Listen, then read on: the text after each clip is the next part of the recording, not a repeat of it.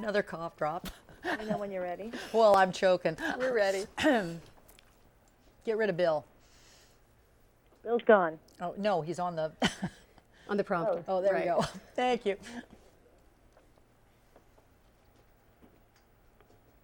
Okay, we're just going to keep this no name, no branding, since it's generic. So what is ADHD, and what are the symptoms?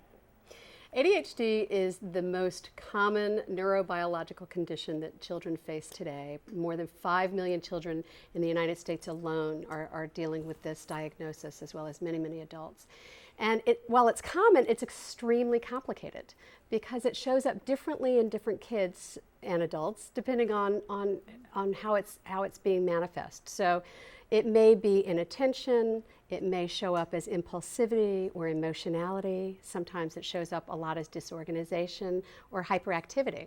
So there are all these different ways that it shows up, but not every one person with ADHD is going to have all 5 of those different conditions. So that's what makes it really complicated and often quite misunderstood. The problem is that parents get lost in that confusion and often overwhelmed and frustrated, because they have a sense that their children are maybe being disrespectful or willfully disobedient, when in fact what's really happening is that their kids are having a difficult time what we call self-regulating. They're not able to manage themselves effectively. So they can recognize what needs to be done but not be able to get themselves to do it. The kids are frustrated, the parents are frustrated, and they really don't know what to do. And so what we're here to talk about today is the really wonderful new resource that's called ADHDmoments.com that Michele and I are part of, that provides tips and strategies, real life tips and strategies to help parents understand all the information that they have about ADHD and figure out how to put it into action, how to address what's really happening with their families.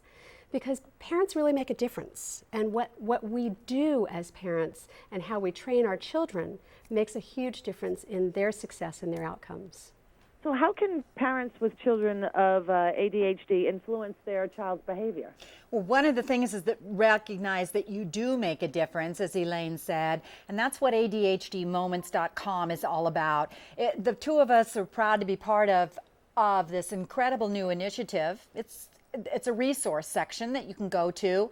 What we did is, I'm a former special education teacher, and what we did is take the questions that parents are most concerned about, from family and relationships to parenting strategies, to give me some what to do and how to help with behavior, to sleep, to working with the teacher. And each one of those is a category in the ADHDmoments.com. Just go to it, click it on. There's dozens of videos and articles that you can go to. It'll be updated throughout the year. But in the meantime, what you do is just click onto the one issue that you're concerned about, that you know is haunting your child's, or you're really struggling with it, and it'll give you ideas and tools.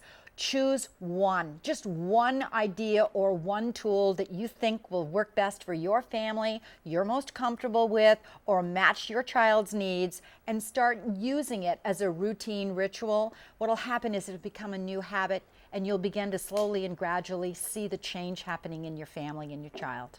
I like what you're saying so much about choosing one. In the coaching realm, we call it taking aim. Right? Choose one thing to focus on, and don't be afraid to get very specific about that one thing, because a lot of times the parents will say, well, we're having trouble in the mornings. Well, mornings is very general, but where is the challenge really happening? And often it may be as simple as, how do we get the child out of bed in the morning? So that's really where you want to take one little aim. thing. Or the other thing I hear all the time, but I tried it and didn't work. Right. Nothing will work the first time, so you keep trying it over and over again, and what'll happen is your comfort level will go up, and so too it'll spill over to your child. That's right. So what are the common concerns for parents of children with ADHD around homework and schoolwork? Well, homework number one is, how do you help my child focus or keep the attention onto it? Is it appropriate? Is it too much? And those are the kind of questions number one you need to do, is walk your way into immediately that back to school session or that parent teacher conference.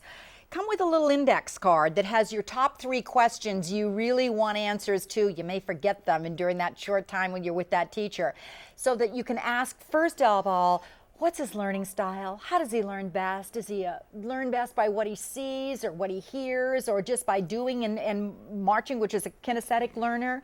That'll be enormously helpful to you. The second thing is ask what's appropriate. How long should the homework be? It'll gauge and help you figure out, is he at the level that he should be? Does he need some extra help? And third, when your child is overwhelmed, which commonly ADHD children are, but there's so much, Mom, where do I start? You chunk the tasks, which just simply means, well, let's just start with the first problem. Or, yeah, that's a huge problem with all those problems on that math paper. Let's fold it in half or fold it into fourths. A lot of times when they see so much on the page, they're overwhelmed with it. Chunk the task into smaller sections and you'll see success. So where can parents and caregivers go for more information? Go to ADHDmoments.com. You'll find fabulous resources and tools. And is there anything else that you would like to tell us about Making Moments?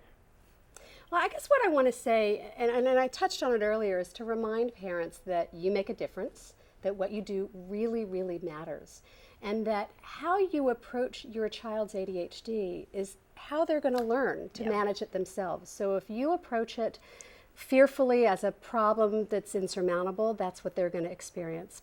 And if you approach it as something that you need to learn about and understand and get help with and get support with, then that's what they're going to absorb as well. And we want them to learn to become self-advocates, to become kids who can ask for the help that they need and get the support that they need as they need it over time. And they're going to learn that by watching what we do. Yeah, remember, you're not alone. There's 5 million children in the United States of America who have this condition. What you just need to do is figure out what's the tools that are going to work best for my family, get the resources, get the help you need, and remember, you do make a difference. And get the support you need. Great. Thank you. You're welcome. You're welcome. We're done.